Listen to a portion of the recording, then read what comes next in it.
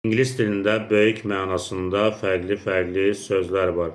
Bu sözlərdən biz big, large, huge, enormous, massive, gigantic sözlərini misal göstərə bilərik.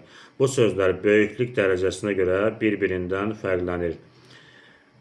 Big sözü böyük mənasını verir, ümumi mənada işlənilir.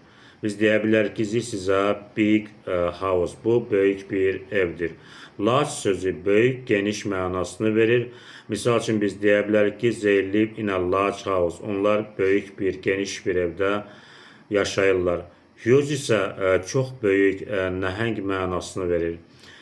They built a huge building. Onlar nəhəng bir bina tikdilər. Enormous sözü olduqca böyük, həddindən artıq böyük mənasını verir. Misal üçün biz deyə bilərik ki, the crowd was enormous. İzdiham çox böyük idi. Massive sözü həddindən artıq böyük, çox geniş, olduqca geniş mənasını verir. Misal üçün biz deyə bilərik ki, they built a massive stadium. Onlar çox böyük bir stadion tikdilər.